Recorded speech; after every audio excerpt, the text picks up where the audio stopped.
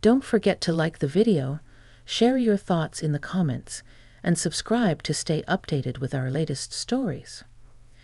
It was just supposed to be a casual office party, something to unwind after a long year of hard work. My husband, Steve, had been looking forward to it for weeks. He talked about it constantly, saying it would be a great way to catch up with his colleagues and relax in a way that didn't involve the usual work stress. I wasn't particularly excited, to be honest. Office parties have always had a certain forced cheerfulness to them. People who barely talk to you during the week suddenly become the life of the party. But Steve was so enthusiastic, I figured it was worth going to, if only to support him. The party was held at a nice venue, one of those places with low, ambient lighting, soft jazz playing in the background, and tables filled with appetizers that looked way fancier than they needed to be. There were a few familiar faces, but most of the people there were Steve's colleagues, some of whom I'd only met once or twice. I stood quietly at his side, making small talk with people, trying to stay out of the limelight. That was when I noticed her. Her name was Carla, and I'd heard Steve mention her a couple of times. She was in her late 30s, tall, with long dark hair and a presence that made her hard to ignore. She was one of those women who just drew attention.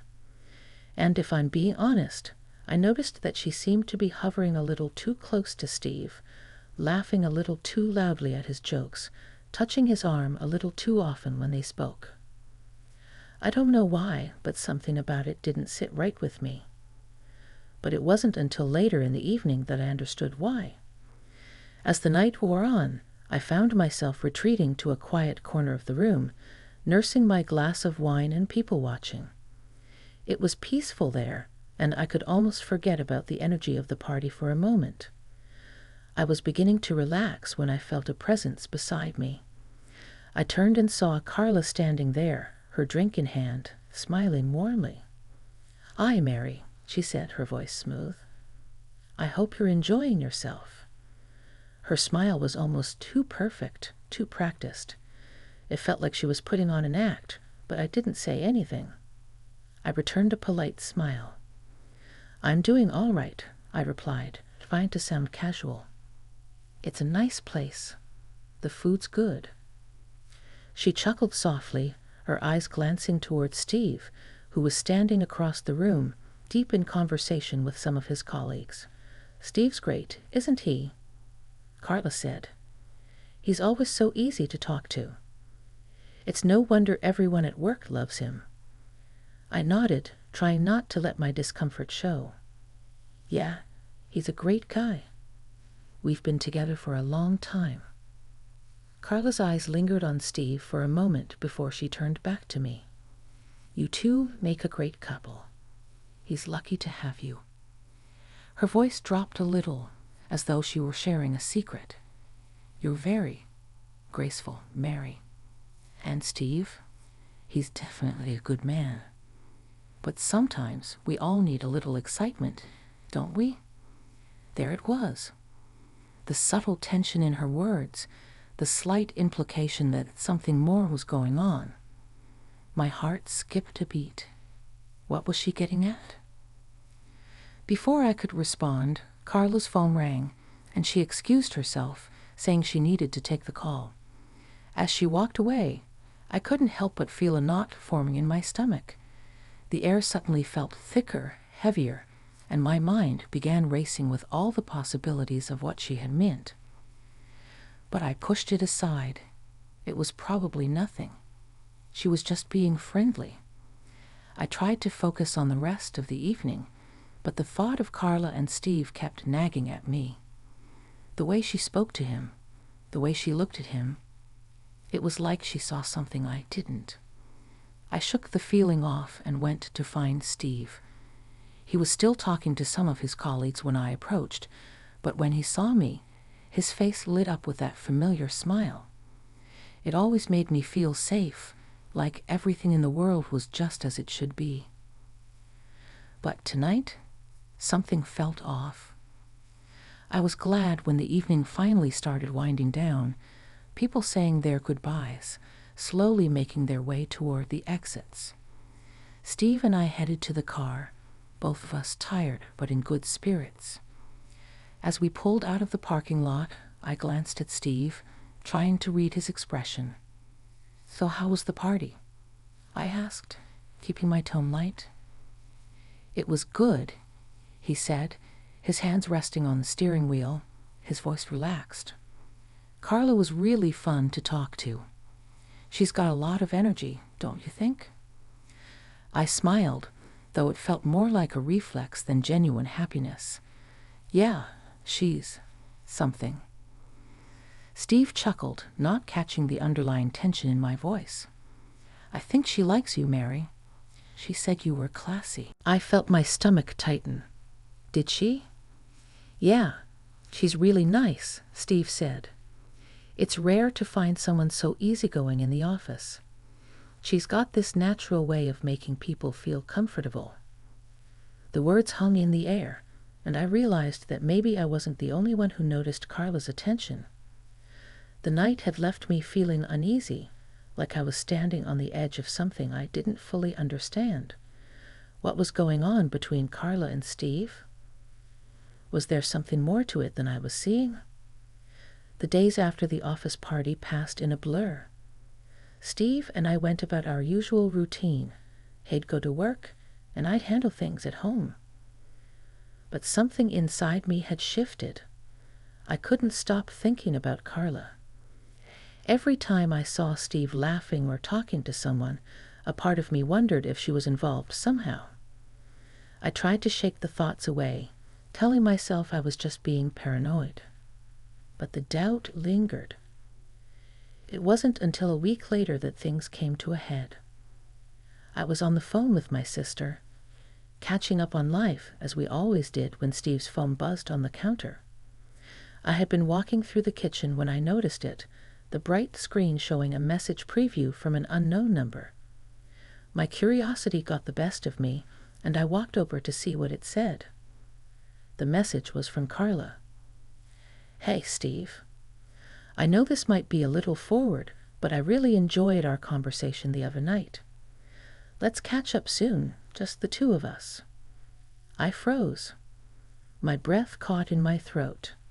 The words were innocent enough, but there was a clear undertone that made my heart race. What was going on? Why was she reaching out to Steve like that?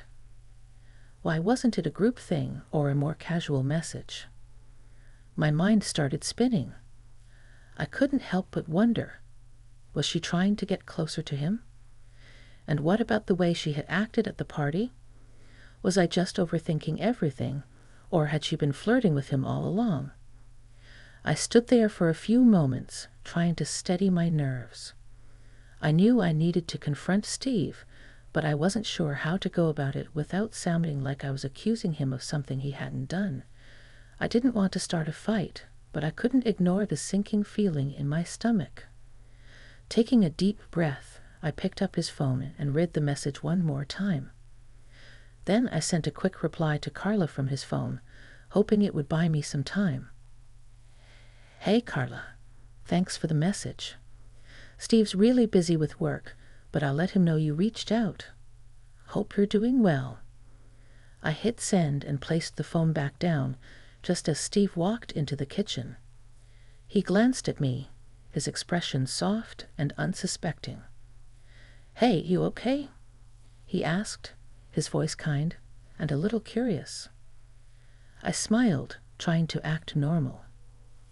"Yeah, just checking something on your phone. Everything's fine." He nodded but raised an eyebrow. "You're sure? You don't look so sure." I hesitated. This was it. The moment I had to decide if I wanted to confront him or bury my feelings and pretend everything was okay. I saw Carla's message. I said, my voice quieter than I intended. She said she wanted to catch up with you." Steve looked momentarily confused. "What do you mean? She sent me a message?" "Yes," I replied, trying to keep my voice steady. "It was just a casual invitation. but it seemed a little more than that. There was a long silence.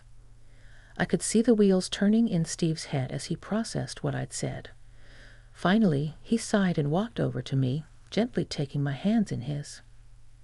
"Mary, I had no idea you were feeling this way," he said, his voice soft but earnest.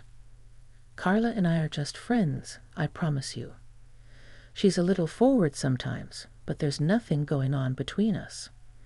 I didn't realize it was making you uncomfortable." I stared at him for a moment, trying to read his expression. Was he being genuine? Or was this just a well-practiced excuse? "Then why didn't you tell me about the message?" I asked, trying not to sound accusing, but failing a little. "I didn't think it was a big deal," Steve admitted. "She's always been a little more outgoing than most people in the office. I didn't want you to think I was hiding anything, though.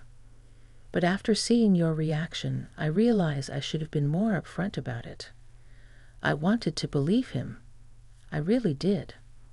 But a part of me still felt unsettled, like something wasn't quite right. I just don't want to feel like I'm being ignored or left out," I confessed, the vulnerability creeping into my voice. "It's like she's trying to get closer to you, Steve. And I don't know if I trust her intentions.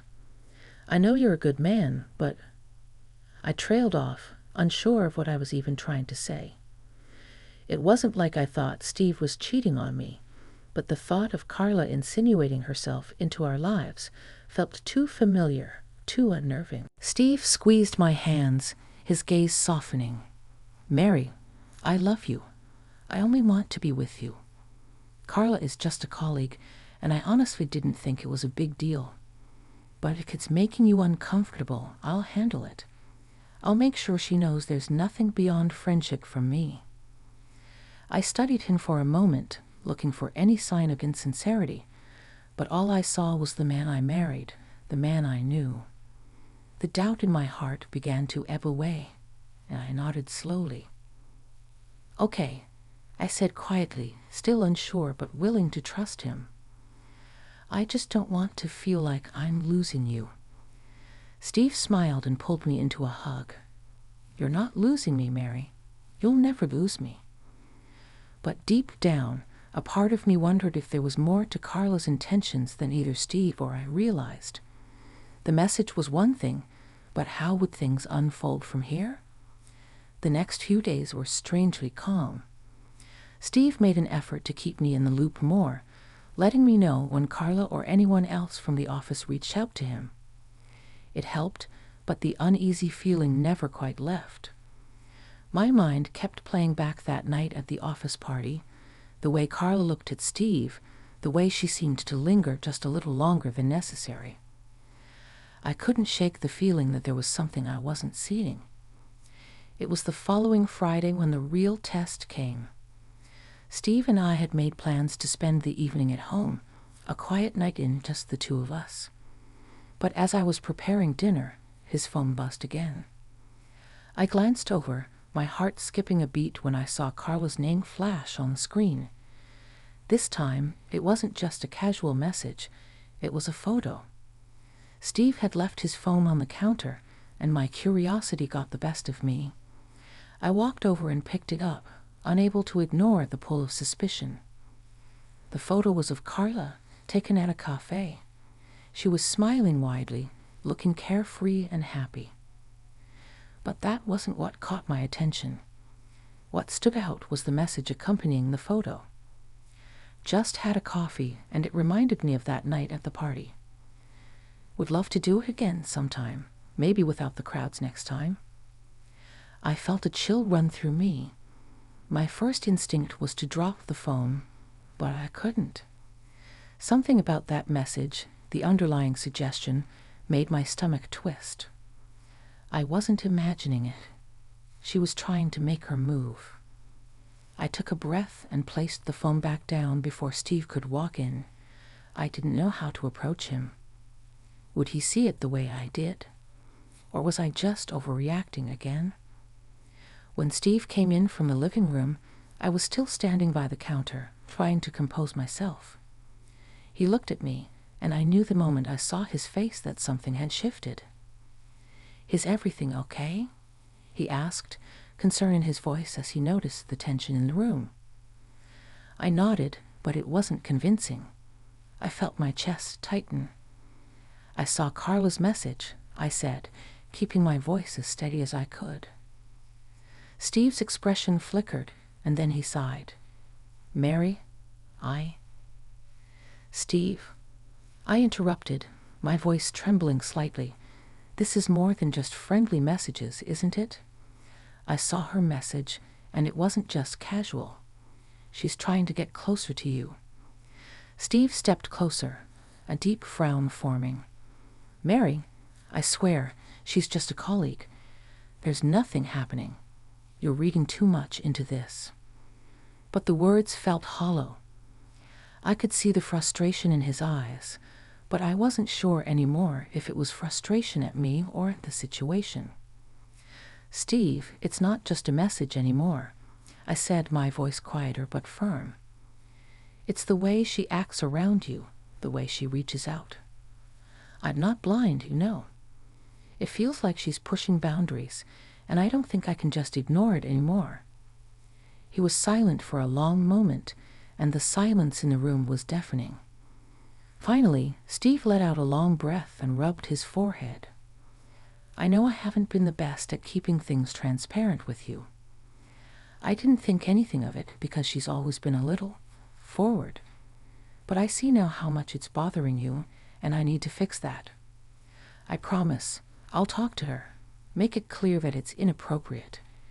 There was a part of me that wanted to believe him. But there was another part of me, the one that had seen Carla's subtle advances firsthand, that wasn't so sure. "I just need you to be honest with me, Steve," I said, feeling the weight of my own emotions pressing down on me. "I don't want to feel like I'm being played for a fool." "I'm not trying to play you, Mary," he said, his voice softer now, the anger gone. "I don't want to lose you over this. I'll talk to Carla and make sure she knows her place. You're the only one I care about." I looked into his eyes, searching for something. Reassurance, sincerity, anything. And for a brief moment, I found it. I could see the man I married, the man who had promised me his loyalty. But even as I saw that, a part of me was still uncertain. Could I truly trust him? Or was there something more beneath the surface? We spent the rest of the evening quietly, but the tension between us hadn't fully lifted. I knew Steve was trying, but my mind kept returning to Carla's message. What did it mean? And how far was she willing to go? The next morning after breakfast, Steve left for work, his usual routine. But as he walked out the door, I felt a strange sense of unease. I couldn't help but wonder if I had missed something, if there was more to this than I realized. I decided to take matters into my own hands. I wasn't going to sit back and wait for answers. I needed to know what was going on with Carla, and I needed to hear it from her. The days that followed were tense, but I knew I had to take control of the situation. I couldn't let doubt eat at me any longer. I needed to talk to Carla myself, clear the air, confront her head-on. I wasn't sure how exactly I was going to approach it, but something deep inside told me it was the right thing to do. By the time Steve left for work on Monday, I had made up my mind. I had to speak with Carla. There was no other way to resolve the feeling of unease that had taken root in my heart. I reached out to her. My message was simple, direct. "Hi, Carla, I was hoping we could talk. I've been feeling a bit uncomfortable with the way things have been between us lately. Would you be open to meeting up?" The reply came almost instantly, and I could sense her readiness to meet. She agreed to meet me at a cafe nearby. Nothing fancy, just a quiet corner where we could have an honest conversation. I felt a wave of nervousness wash over me as I got dressed and prepared to leave. This wasn't going to be easy, but I knew I had to do it for the sake of my marriage. When I arrived at the cafe, Carla was already there, seated at a table by the window. She looked relaxed, sipping on a coffee and scrolling through her phone, her expression calm. But as soon as she saw me, she put her phone down and gave me a polite smile, which didn't quite reach her eyes. "Mary, hi. I wasn't sure if you were going to show up," she said, her tone light, almost playful. I sat down across from her, trying to steady my nerves. "I wasn't sure if I should either," I replied, looking her directly in the eye. "But I needed to talk to you. About everything." Carla's smile faded slightly, and she leaned back in her chair, arms crossed. "I'm not sure what you mean. Is this about Steve?" "Yes, it's about Steve," I said, my voice steady, but filled with the weight of everything that had been bothering me. "I don't know what's been going on between you two, but the way you've been reaching out to him, it doesn't sit right with me." She raised an eyebrow but didn't interrupt. I took a deep breath and continued, feeling a sense of urgency now. "I know we've never really talked much, but I can't ignore the messages. The way you've been, trying to get closer to him, it feels inappropriate." Carla's eyes softened a little, but there was a flicker of something behind them, something I couldn't quite place. "I see," she said quietly. "I didn't mean to make you feel uncomfortable. That was never my intention." For a moment, I was thrown off. I had expected her to be defensive, to deny it or dismiss my feelings. But instead, she seemed almost apologetic. "Then why did you send him that message after the party?" I pressed, my heart racing. "You said you wanted to meet up, just the two of you. It didn't seem casual." Carla looked down at her coffee for a moment, then met my gaze again, this time with a quiet sincerity. "I'm not going to lie to you, Mary," she began, her voice softer now. "I did enjoy talking to Steve at the party. He's kind, he listens, but I've never had any intention of breaking up your marriage. I respect that he's with you, and I can see how much you love each other. I should have known better than to blur the lines." I sat back in my chair, the weight of her words sinking in. Part of me wanted to be angry, but the other part of me felt relief. She was being honest with me, something I hadn't expected. "I never meant to cause any trouble," she continued. "I don't want to be the reason for any doubt between you and Steve. If I've crossed any boundaries, I truly apologize. It's just, sometimes, it's easy to forget that people in happy marriages are off limits. I'm sorry for not respecting that." I was silent for a moment, processing what she had said. It was an unexpected confession, one that I wasn't sure how to handle. Carla wasn't the villain I had painted her to be. She wasn't trying to steal Steve away from me. She had just let herself get a little too caught up in the attention he gave her. "Thank you for being honest with me," I said at last, my voice quieter than before. "I appreciate it, and I'm sorry for jumping to conclusions." Carla gave me a small smile. "I understand. It's natural to feel protective of what's yours. And Steve is a good guy. He's lucky to have someone like you."